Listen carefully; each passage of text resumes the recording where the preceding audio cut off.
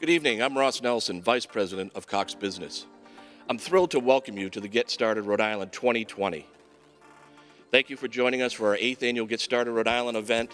We're thrilled that you're here tonight to celebrate 6 incredible finalists. The Get Started competition is perhaps the most premier startup event in the entire Rhode Island ecosystem. So the process has been great just as a way to reconnect with fellow entrepreneurs, get feedback on our pitch, and just coming here today, being in an environment where we get our headshot taken and there's the potential that we win a cash prize and get some promotion, that kind of stuff would really make a difference for our company at this time. I'm excited. This has been such a great journey. I've gotten so much exposure through Get Started Rhode Island, and I truly want to get started with my venture through the winnings of the competition. Having this type of resource and support for the entrepreneurial community is amazing. And so we were excited to participate in Get Started Rhode Island. We recognized the visibility, the opportunity, especially at our stage, that we could have by participating, and we're super excited to actually make it into this final 6. To me, you put in the category of entrepreneurship and small business. Anything that supports that is critical to the economy in general. I mean, if we didn't know much about how much small business plays a role in our daily lives before the pandemic, we know now, right? Winning this competition would be extremely impactful for our business. So it would really allow us to refine our current prototype to take around to local boat shows. Winning the Get Started Rhode Island competition would be the right boost at exactly the right moment for us. Would certainly give us even more credibility as we begin to launch this company. Well, so I'm getting a little bit nervous right now. I have some great competitors, some great fellow entrepreneurs, but I'm also excited too. I'm feeling excited. The other companies that are here today are incredible, and all of us are super unique and have very different kind of approaches. Going into the competition, we're excited. There are a lot of incredible companies, a lot of incredible advisors, and mentors, and judges. So we're thankful to be here. I'm feeling pretty good. It's really exciting. It was definitely an interesting feeling to dust off my dress shoes for the first time in 6 months and come to an event like this. But I think it's really great that everyone here is finding new ways to adapt and move forward, continue to foster innovation within the community.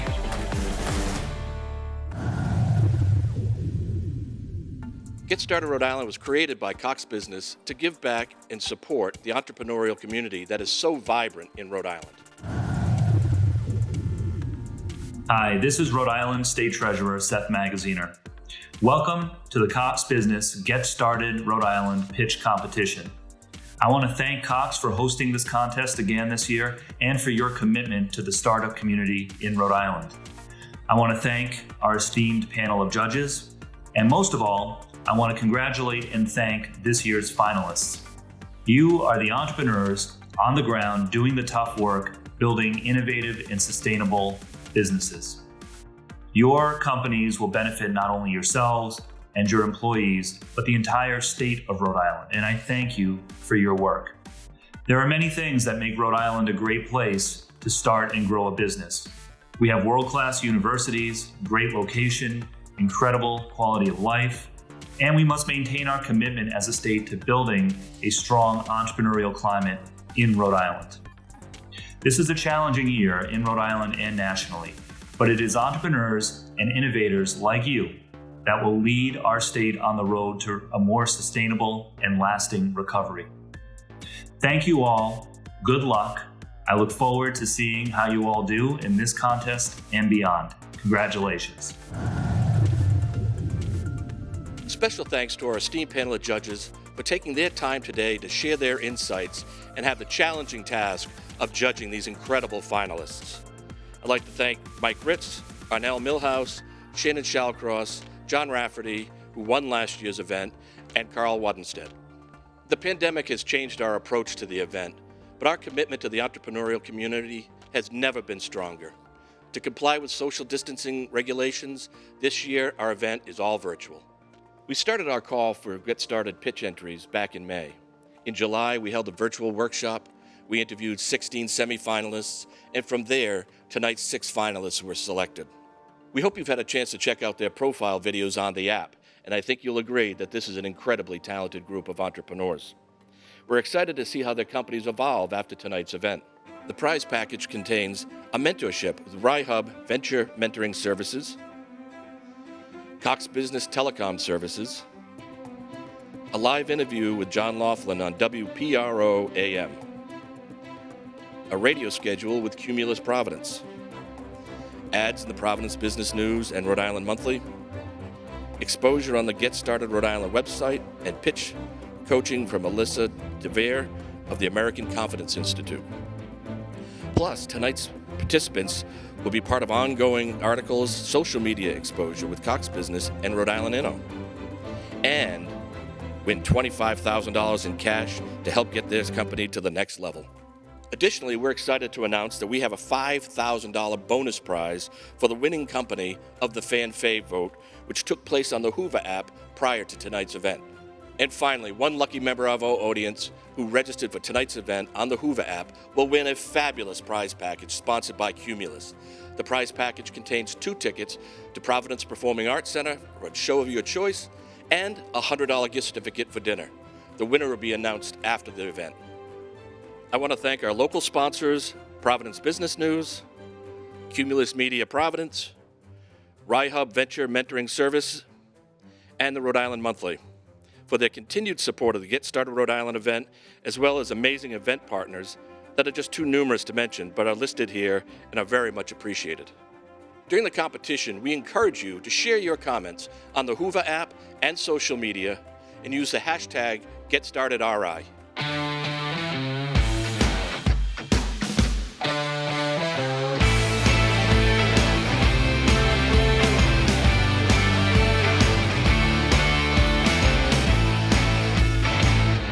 It's now my pleasure to introduce tonight's moderator, Mike Ritz, Executive Director of Leadership Rhode Island. Over the past 25 years, Mike has served as a trilingual interrogator in the U.S. Army, established his first company at the age of 25, motivated people to excel at his fitness boot camps, and served as a regional manager of an international healthcare company in the United Arab Emirates. Welcome back to Get Started, Mike. Thanks for having me, Ross. Good to be here. Thank you for being here. So there's a lot going on today. How is Leadership Rhode Island doing during these challenging times? Well, since 1981, we've been bringing leaders together, in person, convening cross-sector, cross-industry, and now we're socially distanced. Right. So it's a challenge. And so what we did is we pivoted, and we pivoted really hard into virtual space. So now we're able to connect people through Zoom and other platforms to get folks connected with each other, but also get them the resources, the knowledge they need to do their business, to do their work, and to build community in Rhode Island. It gave us this also unique opportunity, whereas because we may be geographically separated normally, it can be difficult to get together. There are 800 community leadership programs across the country like Leadership Rhode Island. We're a statewide one, but usually they're city or county based, and they represent 700,000 graduates. So we took this opportunity to build that network across the country. So now we've got people showing up in the hundreds for events, to listen to speakers, to gain knowledge. We just finished something on policing and protesting. We had over 2,000 protests in 2 weeks in this country, so it's a big deal. And now we're doing fair elections and security, which of course is very timely. And we've got dozens of states participating at the same time, and we're all learning from each other. So it's really, we turned this sort of challenging moment into an opportunity. That's fantastic, Sue. You've certainly been keeping busy. And also under your direction, Leadership Rhode Island has received numerous accolades, including the Excellence in Public Service Award by Common Cause Rhode Island, and 2 National Innovation Awards from the Association of Leadership Programs. So a little bit more specifically, what is Leadership Rhode Island doing now during these times? Well, at this very moment, we're recruiting applicants. So it's a selection process to take leaders cross-sector, cross-industry, put them in a cohort for a year. And we'll be using a hybrid model. Right. So when I talk to business leaders, nonprofit leaders, everybody's worried about the economy and how they're going to shrink. Their business is going to shrink, and we can't network like we networked before. We can't go to the chicken dinner 3 times a week.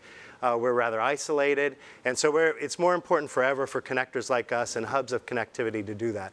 So we're putting a lot of focus into making sure we have the best class ever next year, and that class is this combination of small group in person, probably, depending on Department of Health, and then a lot of virtual space. And then I think we'll be able to bring in really top-level experts, not only in the state of Rhode Island for programming now, but across the country, across the world, and that's going to make a difference. Yeah, that certainly is. It's a great program, and like I said, I'm a proud 2006 Beta 2 alumni, best class ever. So, Mike, why don't you introduce our judges, and I'll be back to tell you more about our competition. Yeah, happy to do so. Welcome, judges. I'm going to introduce you first, Arnell Millhouse, co-founder and CEO of Career Devs Science University and Dracotis Software Engineering. Arnell is also the founder of Intracity Geeks, a STEM education startup that was recognized by President Barack Obama and was the recipient of an American Innovation 50 on Fire Award.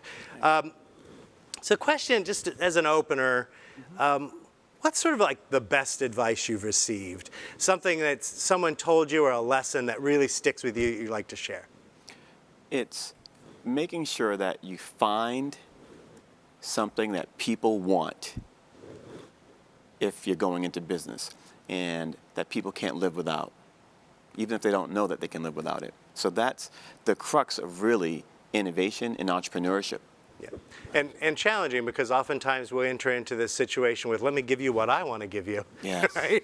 Because that's what I like. Absolutely. Right. 100%. Yeah, thanks, Arnell. Also with us is Shannon Shawcross. Shannon is the co-founder and CEO of BetaX Analytics.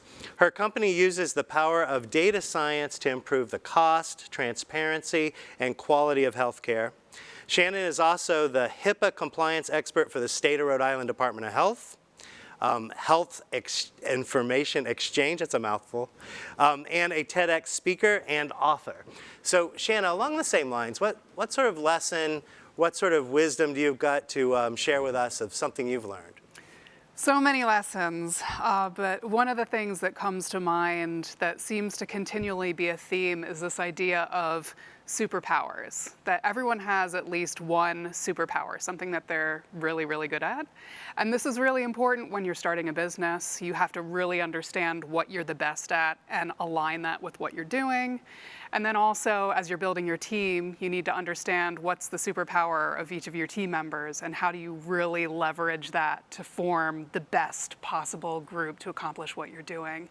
So even with my kids' superpowers, we talk about it all the time, and really knowing what you're good at and focusing on that, it's really the strengths-based leadership, which Leadership Rhode Island is all about as well. Thanks, Shannon. Yeah, it's and in a world where our top-selling movies are superhero movies, right. I think everybody can really identify with wanting to find what their superpower is. Yeah. Yeah, thanks, Shannon. Also with us is John Rafferty, the founder and CEO of Retail Market Point, a commercial real estate technology firm that specializes in location intelligence. Also, the important thing here in this room, winner of the 2019 Get Started Rhode Island pitch competition, right, John? That's right.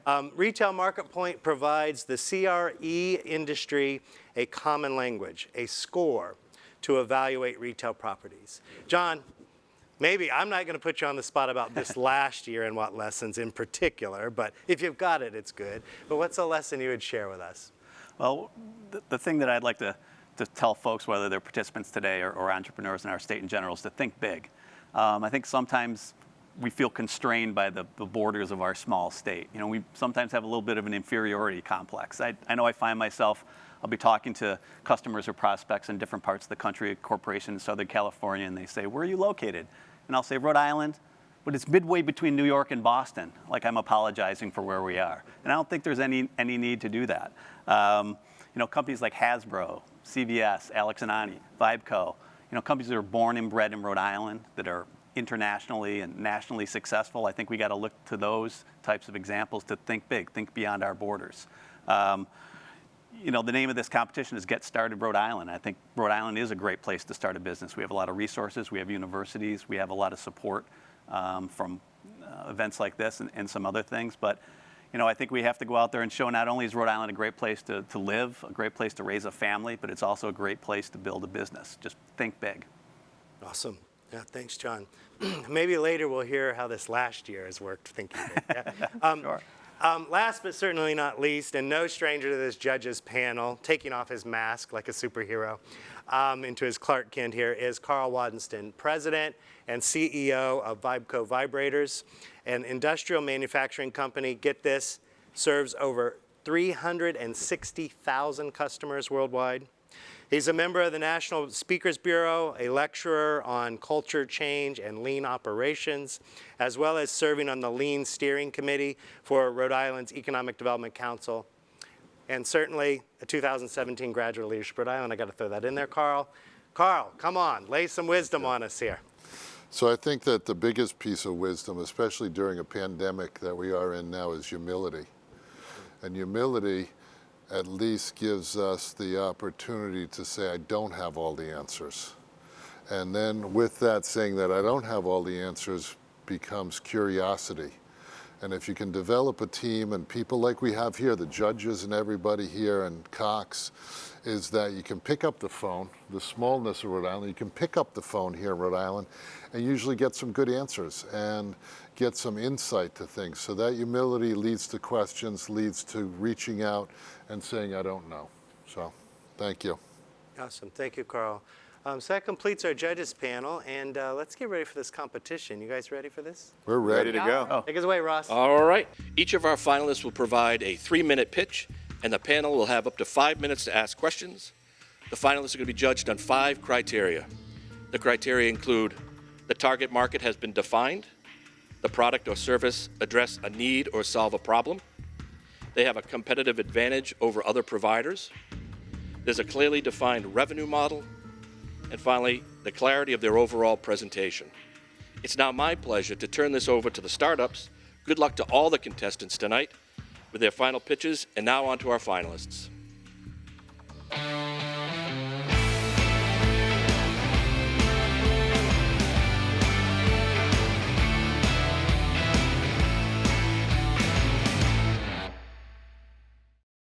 All right, judges, you ready for our first finalists? We've got Ben Sorkin of Flux Marine. Thank you, everybody, for having us today. I guess I'll jump right into it. Good to have you here, Ben. People often joke that BOAT stands for bust out another 1,000. They're not actually joking. Owning a boat is not like owning a car. They have higher maintenance costs and lower reliability. Countless times have we been on the lake when an engine wouldn't start and it cost us the weekend. That's why we started Flux Marine, to build a better boat motor. While studying at Princeton, we saw the automotive industry undergo an electrification revolution. As lifelong boaters, we saw an opportunity to change and disrupt an industry that has not seen a new technology since the widespread adoption of 4-stroke motors nearly 20 years ago. The environmental impact of boating is staggering. Operating a family-sized gas outboard for 1 hour releases the equivalent pollution of driving a car for 800 miles. At Flux Marine, we have set out to design, market, and manufacture high-performance electric motors that challenge the traditional pain points of boat ownership. At the top of our slide, we'll see a 30-horsepower prototype that we use to win a 24-mile all-electric boat race against commercial competitors. Our motors offer silent operation, no maintenance, and of course, 0 emissions. The global propulsion boating industry is a $50 billion opportunity. We will launch in the US with a line of outboard motors from 15 to 100 horsepower. These are suitable for boats such as crew team coaching boats, fishing, sailing, other recreations, and the military.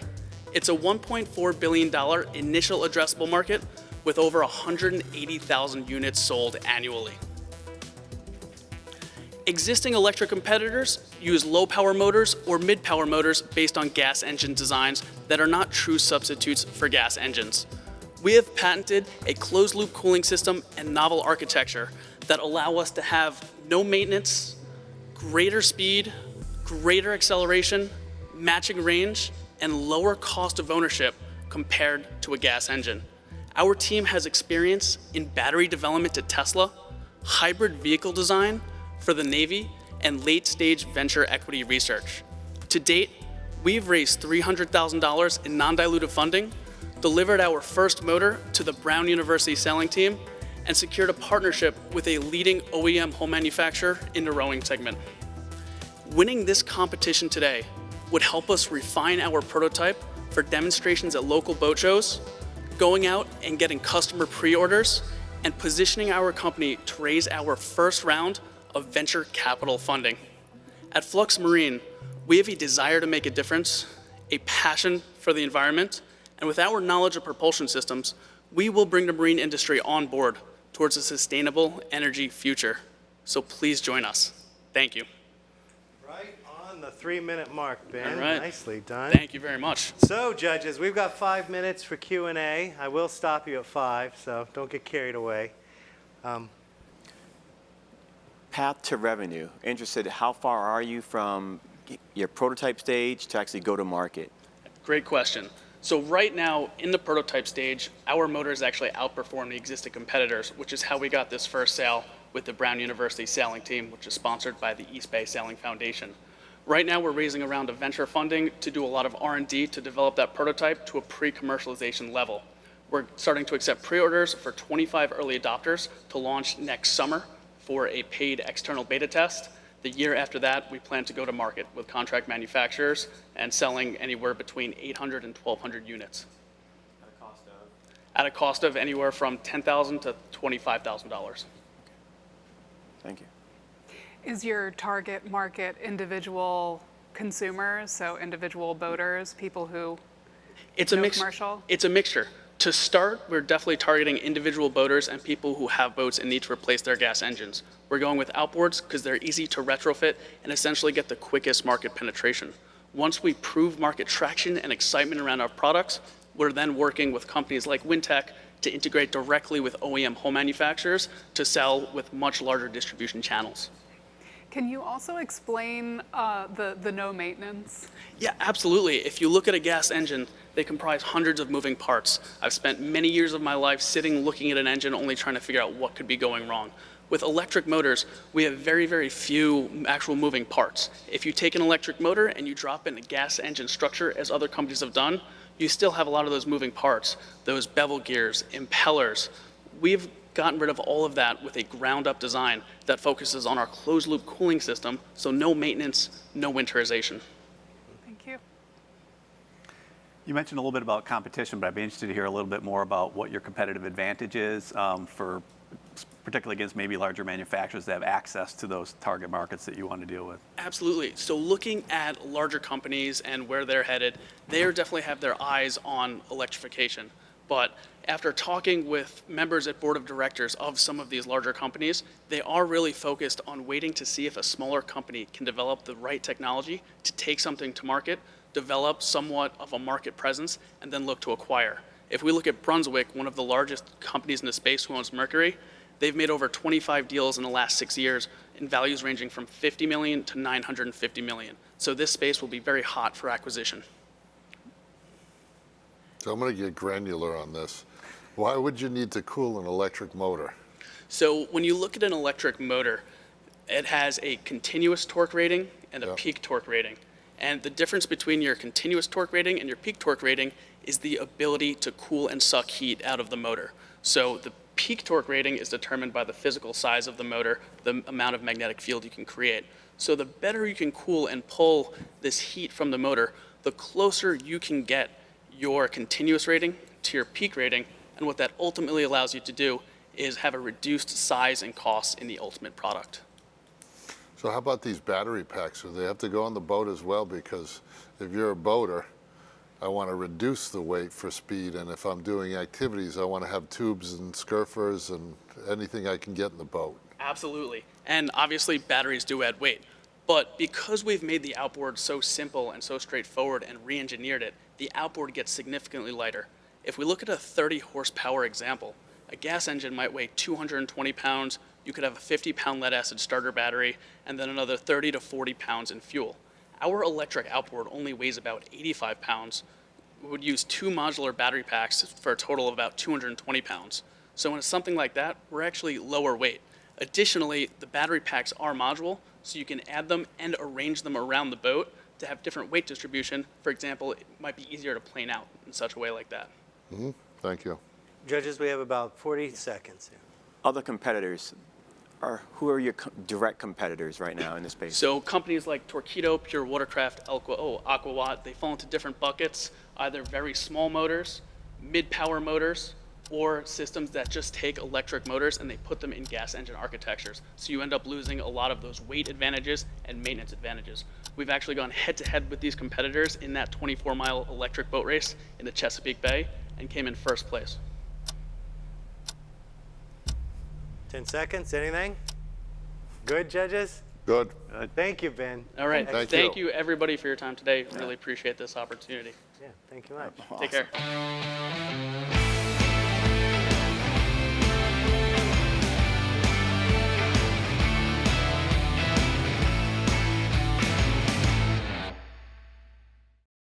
All right, judges, our second finalist. This is Adam Alpert with Pangaea App.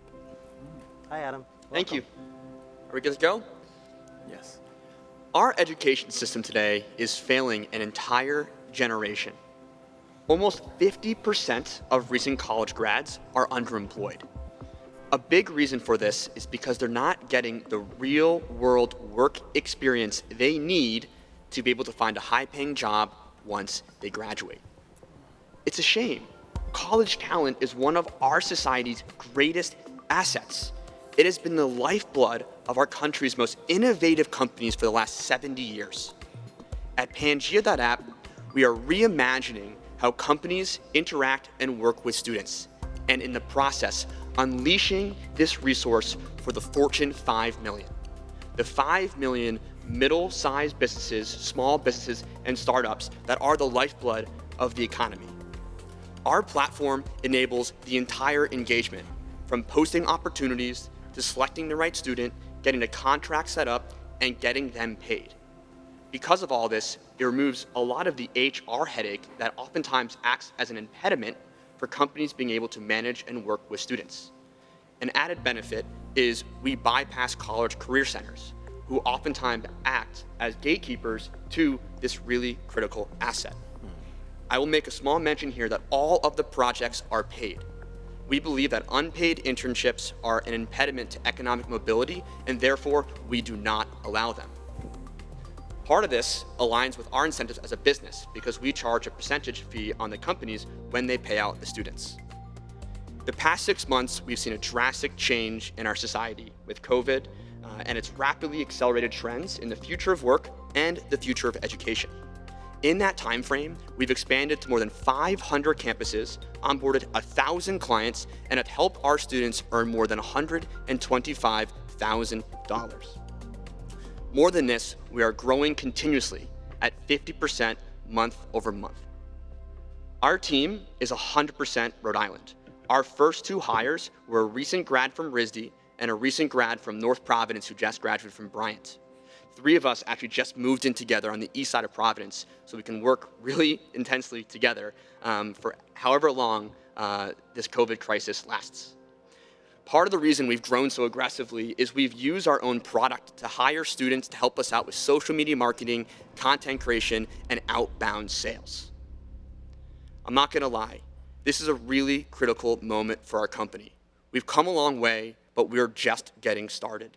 Winning the Get Started competition is going to enable us to onboard students onto our platform because right now demand for our students is actually outstripping supply. Thank you for your time today, and I look forward to your questions. Perfect timing, Adam. That's 3 minutes. Judges? Can you talk a little bit more about your revenue model? You said you generated $125,000 in revenue for the workers. Yes. And then how's that panning out for? So on every single transaction, we generate between 15% to 25% of the entire booking. On top of this, we recently rolled out a subscription model where companies will pay us an annual licensing fee for reduced transactional costs and enhanced access. And we've onboarded nearly 50 companies on an annual subscription plan already. Our revenue is actually 50-50 annual subscription booking, which is recurring, and commission transaction volume that we get. And how much did you make in revenues last year versus this year? Last year we made $500. This year we made $20,000. Very good. All right. So I just want to make sure that I'm understanding how you've explained this. So would you compare this as like a platform that would be similar to a job placement agency? Because I hear what you say that, you know, it eliminates some of the HR headache. So is that to say that companies are getting on here, they're looking through students themselves, they're identifying people who they'd like to reach out to? Is that how it's intended to be used? Exactly right. So we've looked at freelancing platforms that facilitate offshore work, such as Upwork and Fiverr. And we said, hey, how can we take that model to reimagine how students are getting real-world experience and enable companies to rethink how they work with students? Because today, so much of that's based on a 40-hour-a-week internship. But students have a hard time finding that time during a semester, and companies don't always have the capital to put in place to actually bring on a 40-hour-a-week intern. So we're using the freelance model not as an end in and of itself, but rather as a means to solving this much larger problem of ensuring that students get real-world experience while making it easier for companies to work with college students. Thank you. So you said your demand is kind of outstripping supply right now? Yeah. So how do you vet the students coming in? So how do you know that they're qualified, that the interns that you're going to be passing along to these companies are qualified for the jobs that they're being hired for? It's a great question and something we put a lot of thought into. Fundamentally, we believe that everyone deserves a shot. So what we do is we give the students tools to verify their identity and build a really robust profile where they can include portfolio pieces, recommendations, references, any club experience they have. So that way when an employer looks at their proposal, they get a really complete full picture of the students. The other thing we've just added in is an accountability and feedback system. So what we do is we enable the employer to provide both private feedback to help the students improve, as well as award badges on the areas in which the student is strong. Areas such as reliability, work ethic, communication, initiative taking. The things that employers are really trying to suss out when they're making a full-time hire decision, we're collecting off these temporary projects in a way that ultimately is going to help the student find a full-time job when they graduate. So Adam, a challenge for you is the pandemic, and an opportunity is the pandemic. Mm-hmm. And as well, you know, internships are so critical to young people. How do you manage to gain the acceptance and get people to look at a Pangaea as an opportunity to place students? Because students in college, you were in college, unless you're really robust and a go-getter, A-type personality, you're not going to find an internship, and there's millions of internships around. So how do you break down this for corporations and kids to get involved? What's the big piece, the magic sauce? That's where your success is going to be, I think. So a big piece of what we do is everything is part-time, everything's remote. Students can do it during a semester. A big piece of how we do our hiring process is we start someone off on a contract, 2-3 hours a week, and we actually see how they work within our team and within the project. So a big piece of how we're using the freelance projects is a way of testing a candidate out before you decide to expand the engagement. And the other piece is for all the students who onboard onto our platform who aren't quite ready to get into a project, we offer a program of professional development where we bring in companies to host workshops for our students, understanding email etiquette, professional etiquette, how to market your skills, how to understand what your skills are. So we actually put a lot of time and effort into nurturing and nourishing our students to be effective, because that's what we want them to be. If they're successful, we're successful. No cost to the students. No cost to students. Okay, that's a good thing. Yeah. Thank you. We're pretty much out of time. Thank you very much, Adam. Thank you for your time. Have a wonderful day. We'll clap. Thank you, Adam. Thank you.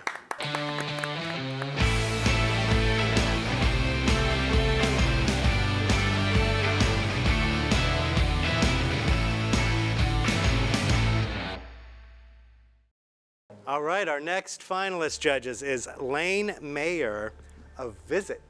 Hi, Lane. Hi. Welcome. Thank you. Alzheimer's. I'm sure you're all familiar with it. It's the most common form of dementia, and it's devastating, not only for the person diagnosed, but it's a life changer for the 16.3 million family and friends that remain actively involved in their loved ones' lives.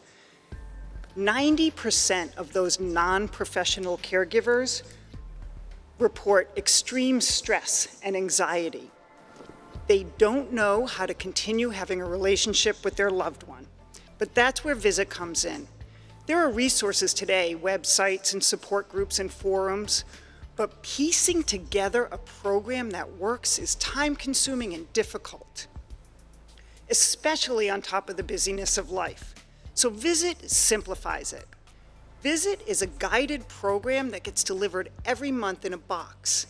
It's a selection of curated activities and a workbook that structure visit time and teach caregivers how to use each month's activities for the most positive outcome.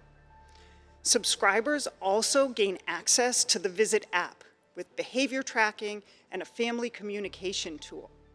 By being able to reflect on that data, families can develop care strategies for the most positive outcomes, and that creates confidence and security. Visit is based on a social cognitive method that was developed and practiced for over 20 years by one of our 3 co-founders. We've adapted that program into Visit, a program that supports caregivers, empowers caregivers, and increases social time for people with dementia, and that improves everybody's quality of life. Our subscription model gives us a sustained revenue stream with our customer retention supported by the long-term benefits of our app. At $40 a month, our price is based on market research and gives us a 64% margin in year 1. Family caregivers are a tight-knit group. They actively seek and share solutions. We project 80,000 customers by year 5, giving us $28 million in yearly revenue. And our model also includes Visit delivered at no cost to the highest risk communities. We're pre-revenue. We're refining our business model in Mass Challenge. We're preparing for an academic user test with the Brown School of Public Health, and we're establishing our marketing channels. We're also preparing for a soft launch later this year to 200 consumers, and we'll use that early learning to sharpen our final product before we launch with our app. Winning Get Started Rhode Island will help fund our phase 1 development of our app and accelerate the availability of Visit to millions of families that are traveling on this difficult journey. Thank you. Judges. Awesome. We can go in any order here too. I know you guys have been very civilized the whole time. It's Go up ahead. to you, you know. Arnell? Yes, right. You can go in any order. Arnell? This is great. So now, in terms of your year 1 revenue, what is your plan for that? What's year 1 and year 2 look like, and how's that broken down? So our year 1 revenue, because we're going to be doing that sort of on the shoestring budget, we're going to have a smaller team, and we're going to actually have our phase 1 web app. That in year 1 we actually reach profitability, not by a lot, but we do. Year 2, we end up taking a bit of a loss just because of the investment that we're going to have to make in the full OS native app, as well as the sort of really pushing that marketing. Because through that year 1, we're going to establish a lot of the learning that'll come from that. Mm-hmm. So that'll all go into year 2. By year 3, where that's really when the profits start. In 10 seconds, could you break down how does the app or the platform work? So what'll happen is the users, the family members, as they use the kit, there are some guided questions really where they're with smiley faces, and they do really a quick, how responsive were they today? It'll mark, when you start, what time of day is it? What was the environment like? What were they wearing? So that I know that when I visit my mom, when she's just after lunch in a private room, she's going to be the most responsive or the most calm. When my brother visits from California, he's actually going to already have that knowledge about what can make the most positive experience possible for them. So it relieves a lot of stress and anxiety by having that wisdom. Great. And the family communication tool is just that, again, just as it seems, so that everybody can stay on the same page and remove some of the emotional piece out of it. That helps. Thank you. That's great. Is there any potential that you would market this to assisted living facilities, and would they be able to benefit from something like this, or is it more targeted to the caregiving families? Right now, we're targeting toward the caregiving families as a family tool. It will be a benefit for the assisted livings and for insurance companies and for, all the healthcare systems ultimately, because it increases the interactive time, that essentially social cognitive therapy and the social time that has been proven to reduce some of the symptoms of dementia, keep them calmer in the long run, as well as collecting that data over time to really be able to benchmark behaviors. Is there any potential for any of the subscription fees that are borne by the caregiving families to be covered by insurance, Medicare, or any other? So long-term, one of our long-term goals, once we've really established the efficacy of the whole system and we really have a baseline of people, we've actually been told by a few people that we should eventually be talking to the insurance companies because they are getting essentially very low-cost therapy and they're actually able to track it. So it would be to the benefit of insurance companies to participate. And they would essentially fund giving that to the caregivers. And the distribution's directly to the caregiving family. You're not going to use the assisted living facilities as distribution channels? Year 3, we're building in a B2B model, and we will say, say an assisted living facility or a network could say one of their benefits is they provide this to the families. It can also be used by those caregivers, and some of them are aides with a lower level of training, and this gives them the tools to use so that it increases that social, really this direct social engagement, that one-on-one eye contact, having fun, playing games that really they're not doing or getting that kind of experience. We're under a minute here, Carl. Yeah, so as I'm listening to you, Lane, is that there's a big AI component to this, an artificial intelligence of predictive analytics and things going on. You guys have to have a supercomputer behind this, and Darnell's kind of the guy with this because I can see the application for this, that you get all these preferences and boy, you can nail down to have a better experience. So you can, although, and I wouldn't think of it as a supercomputer as much as taking that information. It really is the participation of the caregiver, of the families and the friends that visit and that can share within that app each of their experiences. And then as we're collecting that data from each of those visits, we're able to build a profile. So it's essentially building sort of an algorithm around best time of day. So there's a simplicity in a way to it, but the opportunity to and the simplicity is the best piece for the caregivers and for the family members. All right, I'm sorry, judges. We're out of time here. You're just getting into it. I know. Thank you, Lane. Thank you, guys. You know, I appreciate the logarithm is the winner. Lane. Thank you. Right.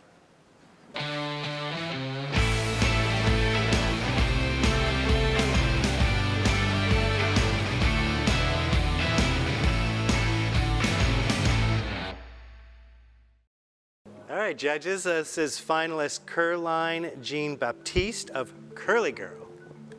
Hi, y'all. Fact: all hair is created beautifully. The problem: not all hair is treated equally. My name is Caroline Jean Baptiste, and I'm the founder of Curly Girl, a new vanguard in the health and beauty space for women of color. Globally, 60% of the world's population has curly and coily hair, so hair that looks like mine. Yet, in spite of this, less than 20% of retail shelf space is dedicated to curly and coily hair. And more than 75% of products that are catered to Black women are potentially hazardous. This leads to greater health issues across the board. Almost half of African American women experience alopecia, and to make matters worse, new studies are showing that breast cancer, ovarian cancer, as well as reproductive infertility is linked to the products that we use. I know this firsthand. At the age of 19 years old, I experienced alopecia and missed periods. And so I decided to create a hair solution for myself, as well as a hair solution for so many other Black women like me. Curly Girl. So since 2018, Curly Girl has been a vanguard in the health and beauty space for women of color by offering organic and plant-based products that cater to coilier textures. Our distinction is truly in our product offering. We reviewed for the past 2 years dozens of studies on African botany, hair morphology, as well as dermatology to find the purest products within our supply chain. We're uniquely formulated for coilier textures, which remain underserved, and we're price pointed affordably against our only two competitors, Natural Club and Bell Bar. And most importantly of all, we do still center underrepresented voices in our brand and brand imaging. So that being dark-skinned folks, coily-haired folks, fat femmes, and queer folks of color.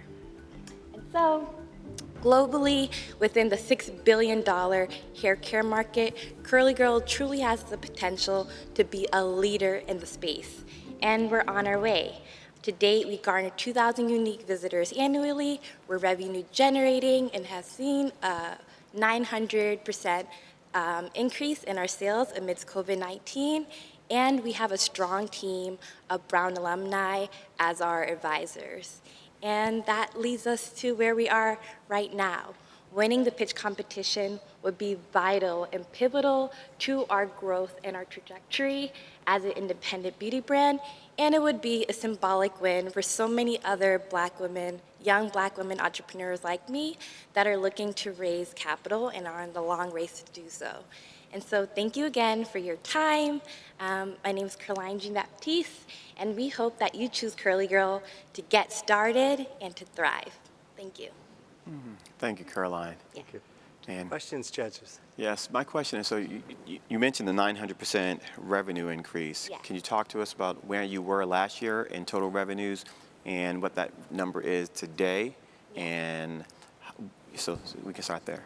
Yeah, so last year, we were still in many ways a side hustle. I was still working full-time, as well as just making products and selling them through our D2C platform. But since I decided to dedicate my full time to Curly Girl since last August, we've had just a total increase in sales, and especially amidst COVID-19, along with more visibility for Black brands amidst the Black Lives Matter movement, we have seen a 900% increase in sales. Yep. So last year, we were selling roughly like 1,000 products annually, and now that's just skyrocketed. So what are your current revenues? So right now we're hovering at around we were at 5K last year. We're hoping to be at 18,000 unit sales in the next 18 months. Okay, excellent. Thank you. Yeah. So you had mentioned you have two competitors, Yeah. Which is a very small number. So how would you say your product is different from theirs? How is it better? Yeah, so our two competitors, Natural Club and Bell Bar, they've been established really only in the space for the last 3 to 4 years, and they still don't cater to coilier textures. So if I were to show you in our first slide, so they cater to folks that have type 2, type 3 hair. Well, we are I have to get you on the mic. You have to stay at the mic, though. We are really unique in the ways that we cater to type 4 hair with our product offering. Okay. And we're unique, like we're price pointed affordably. So Natural Club, they sell at 2 ounces for $18, and we sell at 4 ounces for $14. Okay, great. And can you talk a little bit about your distribution as well? So how do you plan to get this out to as many people as possible? Yeah, so right now we're D2C, and we do have plans to sell through Amazon, and hopefully in the future, as we scale, to sell through places like Target, other pop-up retailers that align with our brand. Right now, we do want to focus on being e-commerce. There is a huge potential for that, and we've seen that with COVID-19. Our supply chain is streamlined because when I did study abroad in Senegal, I did learn how to make products from my homestay family, and knowing other folks within the supply chain industry from my Brown Connects, I've been able to straighten that out. But yeah, so we're on our way. All right, thanks. So now everything you're doing is direct to consumer over the internet. So to go a little bit for what Shannon had asked. So when do you plan to you think you can ramp up your distribution just doing it online, or do you think that being able to go through, whether it be retail stores or go through Amazons or other online vendors would be the way to go to get it out to a greater audience? Yeah, so we have other fellow founder mentors within the Providence ecosystem, like Pre-Mama, that have shown us that we can be D2C and scale and be very successful in doing that. And our target market audience are Black millennial age women, so women aged 13 to 35. Those women are digitally native and they are on the internet now more than ever, given that we are now becoming a technocracy. So we want to stick to the internet. That's our power. So as you do an internet marketing campaign, are there other products that you see that you can expand on? Because if people are searching for beauty products, they have to be searching for other things besides the hair product, correct? We have hopes that we can extend also, like, not only to hair care products, but just beauty products as a whole. So I want to go into combs, I want to go into brushes, I want to go into scarves. That is still a very underserved space for coily hair. You know, just the other day I was speaking to my niece and she was telling me that she hates when she combs her hair because the combs are too small for her hair type. So that's something that we've been thinking about, and we're looking to just going into shampoos as well. Nice. Yeah. All right, thank you, Caroline. Yeah, thank you. Thank you. Thank you.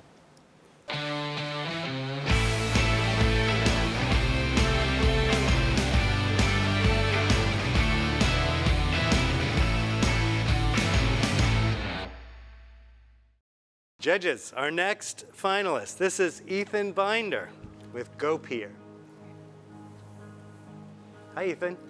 Hi, it's nice to meet you all, and thank you for having me today. The reason why GoPro exists is because myself and my fellow co-founders were witnessing our friends and family members dropping out of courses because of the grades. And I'm sure, as you know, our educational system puts so much pressure on students to achieve high grades. And when it comes to the resources available for private tutoring, they're often incredibly expensive and just not accessible for so many students. Our solution is leveraging an available and underutilized labor force of college students to provide high quality, personalized learning for K through 12 students at about 1/3 the national average cost of professional tutoring. Here's how we do it. GoPro has built a digital classroom where K through 12 students learn directly from vetted college students. Students and tutors communicate in GoPro's secured online classroom using tools like real-time face-to-face video conferencing, file and document sharing, and a synchronized whiteboard and notepad to collaborate in over 153 different subjects. Overall, GoPro's online classroom makes learning online feel like learning in person. We have an $11 billion addressable US market for K through 12 private tutoring in the US, of which the top 10 companies control 8% market share, and 92% is highly fragmented and primarily in person, which creates a massive opportunity for GoPro in this market that is primed for growth. We have a subscription revenue model with a monthly and annual subscription. Paying subscribers unlock access to unlimited tutoring at a $20 an hour rate. So parents and students pay $20 an hour for a tutor on top of the subscription. Subscriptions also unlock access to GoPro content and curriculum, resources, and a variety of other software tools. In terms of traction, GoPro, in the past 6 months, GoPro has done over $500,000 of sales, so we're growing, and we're growing fast. As I'm sure you all know, this upcoming school year is not going to be normal, and Rhode Island students deserve access to high-quality education. GoPeer is thrilled to be involved with this competition, and if we were to win, the funds would go directly to supporting Rhode Island students. Thanks, Ethan. Thank you. Questions from the judges? Great, yes. $500K in sales this year. What are your projections for next year? And can you talk a little bit about your IP portfolio? Yeah, so GoPeer is patent pending right now in terms of like IP, and we work with Gunderson Detmer, actually they're a law firm based in Boston. But in terms of sales for the upcoming year, our goal is we would be disappointed if we don't cross $5 million in sales in the next 12 months. Okay. Any VC investment? We recently raised $2 million. One of our advisors is previously VP of Product and Growth at Uber, and prior to that, Head of International Growth at Facebook. Perfect, excellent, thank you.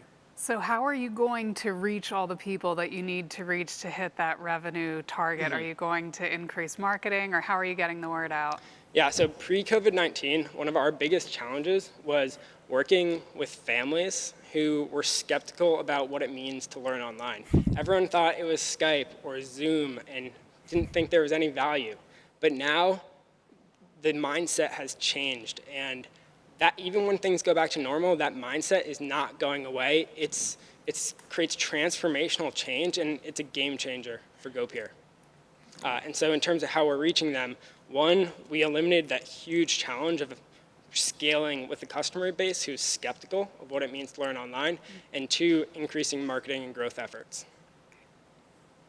So what's your bigger challenge? Is it finding tutors, or is it finding families that are asking for tutors? Because, I mean, with your projected growth, obviously you're going to need a massive amount of both. Yeah, to date, we have not been supply constrained. We have had over 10,000 college students sign up, all organic growth. And so we actually leverage the college students to acquire paying customers. So for example, we have a subscription, and we'll say to the college students, hey, you'll get 10% of the subscription revenue if you bring on paying clients, and you'll get a percentage of the reoccurring revenue of that subscription as long as you stay an active tutor. So we give college students the comfort of that reoccurring revenue while also encouraging retention. So you're not taking a percentage of what the student is making for tutoring? So, correct? yes, so the college student earns $20 per hour, which is what the parent pays. So 100% goes directly to the college student.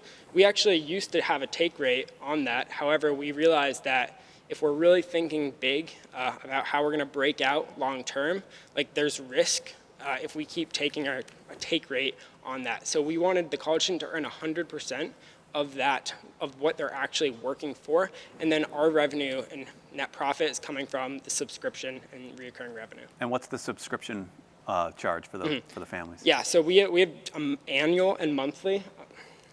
They're on my previous slides, but it's $12.49 a month for the annual, and then $24.99 a month for the monthly. And the annual is billed up front, so $149.88 at the beginning of the year. Okay. I think it's brilliant, Ethan, especially with 4 students that have been tutored since they were very young, that I have, or 4 children. But the challenge for this too is it's great you have all these students that want to do this. Tutoring is a whole different discipline on itself, so hopefully you have some type of training model for those tutors. And one of the keys that I think is that your tutors have access to the children's syllabuses, because half of the problem with tutoring is organizational skills of young people. So you have a great problem and a great challenge. So how do you get that skill set embraced into the... Yeah, completely agree. So part of the subscription value prop is access to the GoPeer content and curriculum. So not only does GoPeer provide that foundation for content and curriculum and resources, but we use all of the college students as content creators and aggregate all of the content they create into a library of resources that they can pull from at any time. In addition to that, students will upload their worksheets, resources, their syllabus, so the college student can easily view it as well. And that's a daunting task. 4 children, I think that maybe one of my children wouldn't even bother to do that, so. Yeah, so we don't rely on the student providing the material. We make sure that it's seamless for the college student to pull from our resources and content to make sure they provide value to the student during that lesson. Can you just mention the difference between the $20 an hour and then the subscription? I'm not sure what's going on. Yep. So in order to unlock access to all of the college students, parents do pay the subscription. So they have the annual or monthly subscription, and that locks in the $20 an hour pay-as-you-go rate. So a parent would pay that subscription almost to become a GoPro member, and what that allows them to do is get access to thousands of college students who charge $20 per hour. Got it. Thank you. All right, we're out of time, judges. Well, thank you very much. Thank you so much for having me. Thank you. All right.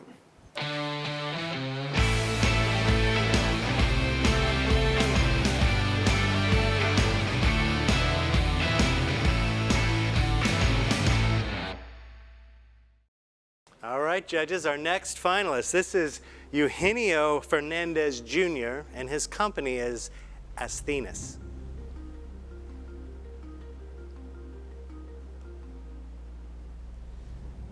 So the name Asthenis. Asthenis is Greek for the word patience. In healthcare, we refer to the people as the patient. A lot of the issues we have in the healthcare system in the US stem from the fact that we started focusing away from the people, the patient, and more towards administration. Asthenis is a constant reminder for us to focus back on the people, the patient, to help, in hopes to help dig us out of the hole that we created here in the US. Asthenis is proven. We've been around since July 2018. So what is the Asthenis model? There's two components to the Asthenis model. Think public health and pharmacy. There's a pharmacy component. I'll talk about the pharmacy part first. So the pharmacy need. Patients that speak Spanish prefer a healthcare provider that speaks Spanish. And there are not many healthcare providers that speak Spanish. That's something that differentiates us from many other organizations. Second component, housing complex stigma. So what does that mean? A lot of our patients live in affordable housing areas, and organizations that deliver there, there's a stigma associated with that. A lot of them don't see it as a sustainable operation. We don't have that problem. And the reason why is that we're located in an affordable housing complex in Wigan Village in Providence, near the community where I grew up on Hanover Street in Providence, Rhode Island. So remember I said public health pharmacy, now there's a public health component. We know that people don't get to spend enough time with their doctors. So we want to create something that's a reliable source of information about your health outside of your doctor's office. So if you don't get your questions answered at your doctor's office, you can come visit us and get information about your health specific to you. We don't have junk food. Right? So if you walk into a traditional setting, you'll see Kit Kat, Twix, different junk food aisles. We don't have that. We look more like a doctor's office when you walk in. It's a place for health. That's the public health component that we have. And the reason why I say public health so much is that's what I studied in grad school. I went to Harvard for population health. It's one of my 5 degrees. Our revenue model is pretty much insurance reimbursement. People come in with a prescription, doctor sends the prescription, and we reimburse the third party and we make the difference on the margin. When we opened in July of 2018, we opened in this state as the only pharmacy owned by people of color. Which says a lot depending on the perspective you want to take. So our market, well, we pretty much help anybody that has health issues, but we saw over time, the biggest component of our market is adults on Medicare. So with the Cox funds, what we would like to do with the Cox funds is increase our capacity. We're getting calls from people in other communities that are hearing about our services and our needs. We want to meet that demand. The Cox Business Fund will help us meet that demand. The Cox Business Fund will help us bring the Asthenis model to other communities. The Cox Business Fund will help us help more people. Thank you. Thank you. Judges. Yes. Great model. Love it. And as I've asked everybody else, talk to us specifically about your revenues last year. Well, 2018, 2019, and 2020 projected revenues. Yeah, sure. So I can give you a better picture of the last 3 months. I can give you an estimate of, we just started. So the last 3 months in May, it was 96,000. In June, it was 98,000. And in July, it was 113,000. That's for the month. Mm-hmm. So each number is how much we made that month in terms of revenue. Awesome. So also on the subject of revenue, so you're getting insurance reimbursements. Is that only for the actual medications? Yes. Have you approached any health plans to try to partner with them to provide the care management? You mentioned you have a big Medicare population, so if you're actively engaged with this very difficult to reach group and you're improving their health, you're actually helping the health plans by actively managing their care. Have you attempted to do that, and how has that worked out? Yeah, I mean, you're absolutely right about that. And a lot of the patients we see also are undocumented. We have people that come in. So yes, we would love to work with the health insurance plan. We are very open to it. And I tried myself just reaching out to plans. And I'm very hopeful that over time, we'll be able to build some model for the front end, because your question seems more geared to the front end, because like I said, there's a pharmacy component and then the front end. The way I kind of designed it was that the front end would be free services and the back end will fuel the revenue for the front. It will cover the expenses for the front. That's how I originally designed it. But yes, especially now during the pandemic, there's more need for public health guidance and reliable health information about your health. So you are absolutely right about that. It's a good opportunity. We should talk afterwards. So you have your one location now sir. that you've been in there for about 2 years. So you talk about maybe opportunities in other communities and opening up in other types of places, probably both inside and outside Rhode Island. What are the types of startup costs that you'd run into, trying to open up a new facility, and how do you replicate yourself? Since if you had more of them, you couldn't be in every one of them. How would you kind of build that model to work in other similar communities? Yeah, I mean, so initially I built it in Wiggins Village, in the community where I grew up, because it's where I just got the opportunity, the space that I needed there. But especially the public health component, the services we provide, we know that it's just not specific to a socioeconomic status or class. We know that there's a need. We're hearing from people calling. So this is kind of just evolving on its own. So yes, there's a need in other areas, and perhaps there's no need to actually create another physical location, right? Maybe you can just be remote delivery services, which is how we've been reaching areas of Pawtucket and different other communities nearby. Or satellites would be another opportunity as well. But I'm not that far yet in terms of thinking like a physical location. The way I'm looking at it, I just look at things one step at a time. And I feel like where we are right now, we can handle a great deal of capacity, which is why I feel like these coxswains will help increase that capacity that we need. We're very efficient. Like I'm really on the efficient thing. MBA is one of my degrees in Lean, the Six Sigma. So we're very, very efficient in the way we operate and work. And I think we can get a lot out of one location so far. So it's extremely interesting and ambitious, which is great. So with your 5 degrees, did you study any other models in any other countries or anywhere else in the U.S.? What somebody has to have an idea. Are you kind of pioneering this here? So it's a very good and interesting question, actually. I'm Cuban American, and one thing my family notices that the pharmacies here are different than the pharmacies there. Yeah. And then my friends from overseas in Europe when I went to grad school would say the same thing, right? It looks like more like a retail setting. Right. In fact, in those areas, people often go to their pharmacy first for consultation of your health. Because the question you want to answer basically is whether or not, hey, can I treat this on my own? Which is what most people want to do, right? Just take care of themselves. Or should I actually go to the doctor? And that's kind of like the entity we want to create. Just come here and we'll let you know you can take care of yourself. So you're a triage. You're a little bit of a triage, right? A lot of buzzwords coming from here. No. You said Lean Six Sigma, so you're barking up my house now. So that model, though, seriously, you have enough education to understand, cut out the waste, add value to every patient, and reduce the cost and get better outcomes for everybody. So I applaud you for that kind of thinking, because you'll go far, and I'll give you 2 or 3 books on medical about that you'll enjoy. Thank you. Appreciate that. Any investment so far? Any investors? 100% me. Okay. Yeah. All right, we're out of time. I can tell you got the judges very interested. They want to talk to you more, Eugenia, but we don't have time for it. Thank you for being with us. Thank you for your time. Thank you. Great. Thank you. So Ross, what do you think? How were they this year? Well, I thought it was a fantastic presentations across the board. Well thought out, well prepared. You asked some really great questions, the judges did, I thought. Very creative and diverse group in terms of ideas and just thoughts. Just overall, I think it was just absolutely fantastic, blown away by it. So I'd like to get your feedback. What did you guys think? Any surprises this year?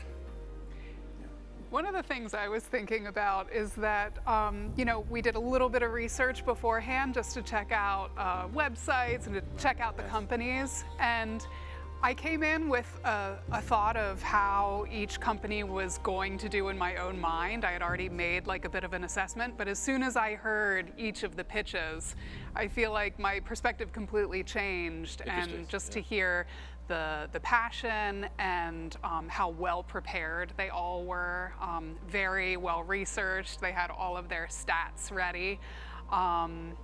It definitely makes it a very difficult decision. I don't envy you. This is a tough decision this year. John, any thoughts? I'm glad I'm not competing this year. That's even one of my thoughts. I mean, this was a great group. I mean, these were 6 good companies, they had 6 good presentations. I think they were all very well prepared. I think every one of these businesses has a really good chance of success. Right. You know, when I came in, I thought about COVID and the pandemic. Remember we discussed that to ask them, how did things change? And a lot of people are paralyzed. Think about it, they're paralyzed with moving forward with the pandemic. These people were energetic, well thought out, and they had some great opportunities with this pandemic to really help some needs. And a lot of these were need-based and fitting what customers and market segments they have, that they're addressing it, and they were excited. I'm glad to see that. It energized me tremendously listening to this today. There is hope. I thought that was absolutely point on. You know, they thought about their business and they pivoted and they took advantage of this, and that's exciting to see. It really is. 2 things that I really absolutely love about entrepreneurs is when I notice that they have truly found and discovered an unmet need in traction. Traction is queen in my book, and there are so many companies that presented here today that have found unique niches when they can make their mark in the world and their industry creating opportunities. Are you creating a product? Are you creating a company? Are you creating an industry? I believe there are several startups here today that are able to create industries, and they have the traction behind them. So it's grand slam, grand slam, grand slam. Sounds like you're making the judging even more difficult now. Oh, I'm fit to be tied right now. Right. But Arnell, don't know what to do. Arnell, one of the key things that I heard that resonated through quite a few of these is they're serving people. Yes. They're serving people. Yes, it's just not a product. And they're getting people like young students. They're getting people with, beauty aid things. They're getting people that are connecting. So it's not just a product anymore. Right. And the healthcare piece about, just understanding communities and language and things like this, things that people overlook. And that's what people need. So during COVID, I think the people piece, this time, you guys knocked it out of the park, Cox. Thank you. Yeah, that's great. So that was a surprise to you. Any other big surprises that stood out to you with these folks? I mean, everybody's really addressing a problem. I mean, sometimes a lot of entrepreneurs will come up with a solution for which there is no problem. They have a great product or great service, but nobody really needs it, and they never really ask. It seems like every one of these folks is really addressing a very specific problem, and they all knew their target markets pretty well. And that's why I think why all 6 of these companies are really positioned for success. Again, you're going to make the judging even more difficult. Yes. Right? And I'm going to double down on what Shannon said. I surveyed the companies prior to coming here, and I had a mental model, and they completely turned my model upside down and inside out. There were some companies that I wasn't so certain about, but hearing them speak and present, it was shocking. I have to really spend some time afterwards and see how did I miss that coming in, because all stars. So if you had a different model of their business in mind prior and hearing them now, what feedback would you give to these finalists? It is to don't bury the lead. Don't bury the lead, and put your greatest stars front and center in your constellation. And so as I looked at websites, you're missing some of these things here. And I love the fact that it's a 5-minute presentation, because they have to condense their entire universe into this big bang right? Performance. And that's really what needs to be captured in their presentations, whether it's their website or videos that they have, and so forth and so on. Excellent, excellent. Any other feedback for the finalists? I think that Rhode Island is a great place for these people. Right. We're such a small community that really connects, and the more that we can help get their messages out, I think they're all going to be successful, so no matter who the winner is today, that they all have great success ahead of them. And I think that if they keep focus, and when they have a dark moment, don't lose sight of the ball when you have a dark moment, because we all get dark moments. Work harder at that point. Work harder. Yeah, I couldn't agree with you more. I think, you know, the Rhode Island economy is in good hands with future leaders like this. And the whole support, the whole ecosystem for startups and entrepreneurs is so broad now, than much more so than it was 5 or 10 years ago. So it's really just the right spot for these companies to be developing. And I think Rhode Island's the place for them to develop. So I want to thank you all again, a esteemed panel of experts. Mike, Arnell, Shannon, John, Carl, thank you so much for your time and your expertise, and we really appreciate it. The Get Started Rhode Island competition is really, it's a journey about connections made, lessons learned, and the final pitches. And you said tightening up your business. That's what this is really about. So I want to thank you all for being here tonight. I want to thank the crowd for watching us tonight. We really appreciate your time. And we'll be talking about the awards in just a minute.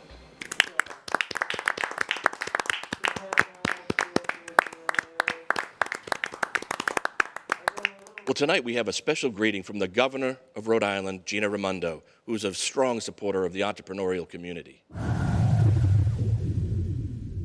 Hi, this is Governor Gina Raimondo, and I want to give a huge congratulations to all 6 finalists in this year's Cox Business Get Started Rhode Island competition. It is so exciting to see a competition like this that supports entrepreneurs who want to make it right here in our state. This is a challenging year for businesses, there's no doubt about it. But your place in Get Started Rhode Island proves that you are set for success. You're here today because of your hard work, talent, and dedication. Startups and entrepreneurs like you are part of what makes Rhode Island so great. I wish you the best of luck in this competition, and I can't wait to see what's next for each one of you. Thank you. So let's go backstage and see how our finalists are doing. I think we did a really great job in there.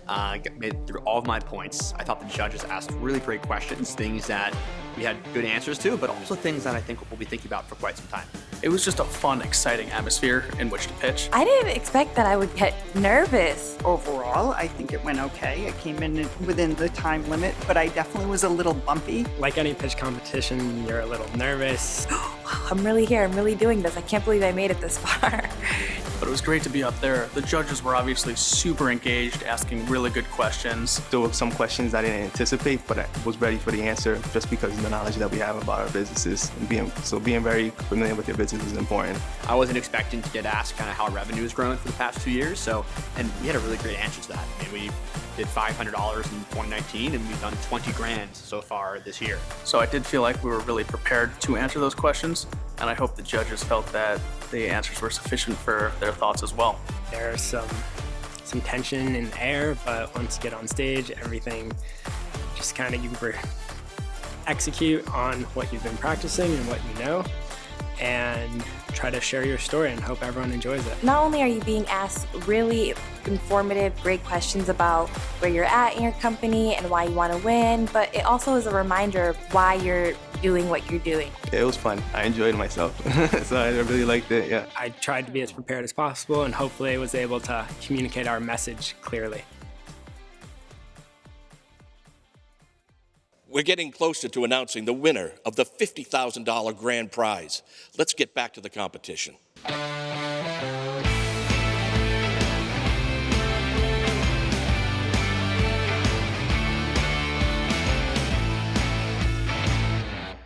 The first prize we'll be awarding tonight is the fan favorite $5,000 bonus prize to the company that received the most votes on the Hoover app prior to tonight's event.